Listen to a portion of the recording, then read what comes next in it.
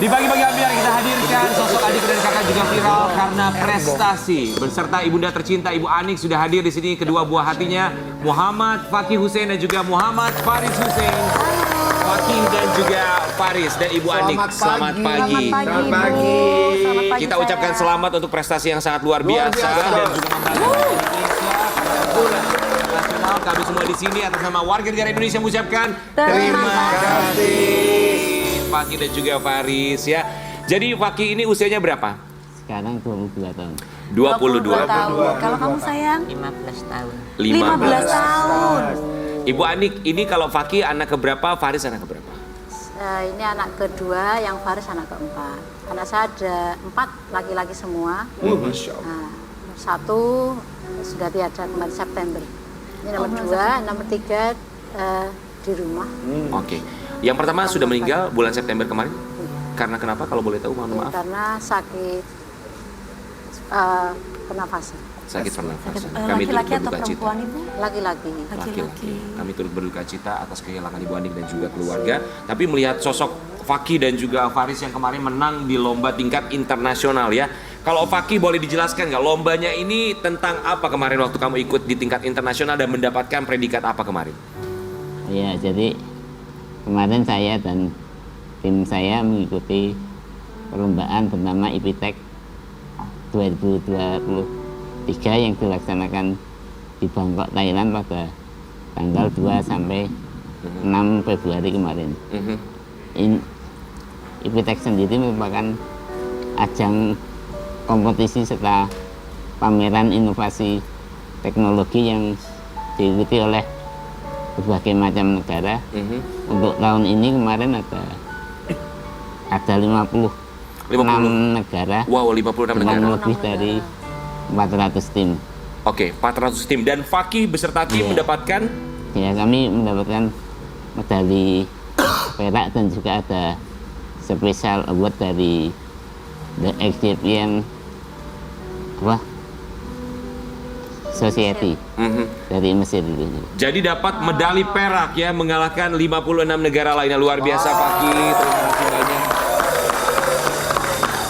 Faris sendiri kan juga pernah ikutan lomba tingkat nasional dan internasional. Yang tingkat internasional itu juara apa waktu itu? Internasional mengikuti ke ITC sama IYI. Mhm. IYI memenangkan medali perunggu Itu tentang apa itu? tentang penelitian. Tentang penelitian. apa sih? Yang IYI membuat kursi roda yang dilebarkan bannya, yang disebut tengcer. Oke.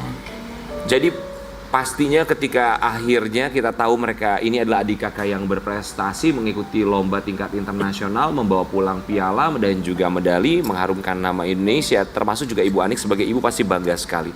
Apa rasanya Bu Anik sebagai seorang ibu Anak-anak yang berprestasi. dengan prestasi yang sangat luar biasa? Alhamdulillahirrahmanirrahim. Yang jelas terima kasih. Lebih kencang. Terima kasih, rasa syukur kami kepada Allah, kepada Tuhan, karena dalam keterbatasan Allah itu memberikan kelebihan yang mungkin sangat luar biasa. Dan itu tentunya memberikan kebahagiaan tersendiri bagi anak-anak, sehingga itu merupakan imun tersendiri, sehingga harapannya tambah sehat anak-anak kami. Amin, amin, itu yang kita doakan. Tapi gimana sih cara belajarnya mereka ini anak-anak di rumah Bu? Punya anak-anak kok pintar-pintar, bisa berprestasi ke tingkat internasional, itu mereka belajarnya gimana ya di rumah? Anak-anak kan punya potensi, semua anak itu terlahir punya potensi. Nah, sebagai orang tua kita harus menggali anak itu punya potensi apa. Nah, sebagai orang tua kita harus memberikan support, memberikan motivasi sehingga anak-anak bisa berkembang. Nah, anak-anak kami juga ini kamu bisa apa, punya minat apa. Nah, ini saya ahli pengen ke komputer, saya pengen animasi gitu ya. Nah itu ya belajar animasi. Ini perlu guru nggak? Enggak, dia bisa otodidak gitu, otodidak sendiri. Fakih dan juga Faris katanya ikutan lomba dari mulai SD ya? Iya, saya dari SD. Dari SD? Ya, mulai ikut. Dan selalu dapat penghargaan terus dari SD. Ya, enggak juga. Jadi ada yang berhasil dapat medali, ada juga yang gagal juga. Kalau Faris cita-citanya sebenarnya pengen apa sih? Pengen jadi apa? Yang menjadi jadi programmer. Ingin menjadi Main seorang programmer. Wow. Kalau Fakih? Kalau saya saat ini jadi kuliah ilmu komputer tertarik di bidang AI, jadi saya punya cita-cita ya menjadi ahli di bidang AI sendiri. Bidang IT. IT. AI, Artificial Intelligence. Artificial Artificial Intelligence. Intelligence. AI. Wow. AI, wow, keren ya. Keren banget. Jadi udah ikut lomba bukan hanya di Thailand tapi juga di Korea ya. Bu, kalau ikut lomba segala macam itu mereka yang mau atau ada tawaran dari misalnya lembaga atau yayasan tertentu atau seperti apa? Atau ada dukungan dari kampus dan juga dari sekolah? Sendiri. Dari atas inisiatif sendiri, nah kemudian kami cari sponsor gurunya untuk gitu ya. bisa sampai ke sana. Oh, sponsor selalu mudah atau kadang ada kesulitan untuk mencari sponsor? Ya, alhamdulillah Selalu dimudahkan. dipermudah. Alhamdulillah. Selalu dimudahkan ya. Iya. Kalau dari Fakih sendiri, teman-teman di kampus seperti apa dukungannya? Kalau untuk di kampus sendiri ya saya belum masih kesulitan kalau mencari teman. Kalau Di di kampus mungkin kan karena selama ini kemarin beberapa tahun kemarin kan dilaksanakan secara online, Ya. mungkin jadi kalau untuk teman klien masih ya gitu. Karena memang belum sering bertatap muka secara Iya. langsung ya, kemarin memang secara virtual karena masa pandemi pastinya. Tapi mohon maaf Ibu Anik, Ibu memiliki 4 orang anak, putra semua ya. Apakah kondisinya sama keempat putra Ibu? Oh, iya. Saya punya 4 anak. Yang sakit seperti ini sakit DMD. DMD? Itu ada. DMD. DMD. DMD apa itu, DMD? Duchenne muscular dystrophy. Itu saya yang sakit nomor 1, nomor 2, dan nomor 4. Yang nomor 3 sehat. Oke. DMD itu kondisinya seperti apa Bu kalau boleh DMD itu dijelaskan? Duchenne muscular dystrophy, jadi otot yang mengalami penurunan fungsi. Sehingga semula anak-anak kami itu bisa jalan. Tapi kemudian semakin tambah umur, dia semakin lemah. Akhirnya masuk SMP, dia harus pakai kursi roda. Sehingga ketika awal mereka jalan biasa, kemudian semakin tambah umur, tambah sering jatuh. Akhirnya sudah nggak mampu lagi jalan ketika masuk SMP. DMD, Dysfunctional Muscle Disorder. Duchenne muscular dystrophy. Oke. Berarti ketika lahir kemudian mereka juga sempat jalan seperti biasa, tapi kemudian bahwa perkembangannya tidak sama seperti yang lain, seperti itu. Di Iya. usia berapa biasanya, Bu? 10-an sampai 12. 10 sampai 12 Iya, itu baru 10 sampai 12 rata-rata mereka anak-anak DMD itu harus pakai kursi roda. Kami punya namanya grup DMD, punya yayasan yang dibangun oleh anak saya yang pertama, pendirinya sama Profesor Sunartini Wow. dari kedokteran Fakultas Kedokteran UGM. Itu mendirikan yayasan Peduli Distrofi Muskular Indonesia. Nah, dari situ kita tahu bahwa ternyata kita tidak sendirian, banyak anak-anak yang Mengalami hal yang penyakit sama. sama dengan anak-anak kami, sehingga kami merasa ada teman untuk saling berbagi, saling memberikan motivasi. Betul, dan kami juga ucapkan terima kasih yang artinya hadir di sini juga tentu saja untuk memberikan awareness kepada Sobat Ambiar bahwa adanya DMD ini, bahwa nanti di usia tertentu mereka yang memiliki DMD ini 10 sampai 13 tahun. kurang lebih usianya membutuhkan alat bantu gitu ya Bu ya. Tapi faktor apa yang bisa membuat misalnya seseorang ternyata didiagnosa DMD? DMD itu genetis, sehingga faktor keturunan. Makanya kalau Berarti ibu sebelumnya ada yang pernah sakit? kakak saya itu DMD, tapi kami nggak tahu kalau itu DMD, taunya polio gitu. Ternyata DMD, polio. nah kemudian itu secara genetisnya yang berpenyakit DMD tidak bisa produksi protein otot. Protein otot itu protein yang digunakan untuk kekuatan Bergerak. otot, Iya, untuk Sehingga dia keutuhan bisa otot bergerak, biar nggak berjalan. rusak, seperti itu. Sehingga itu pengkodean gen yang mungkin nggak bisa mengkode. Seperti kalau orang buta warna kan nggak bisa mengkode warna-warna tertentu seperti itu. Baik, anak ibu yang pertama almarhum, dia juga sama bahwa memang didiagnosa DMD ya Bu.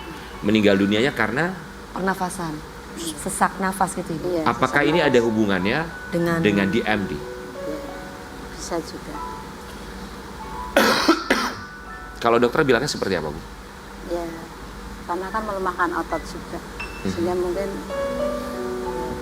sampai paru-paru. Tapi semoga anak-anak kami dan anak-anak DMD yang lain Amin. nanti tambah sehat, tambah kuat. Amin. Amin. Kita berharap Fakih dan juga Faris selalu diberikan kesehatan pastinya ya, bisa kembali beraktivitas. Berarti, mohon maaf Ibu, jadi ketika balita itu nggak ketahuan ya Ibu Nggak kalau ketahuan, Oh. tapi secara fisik bisa ketahuan.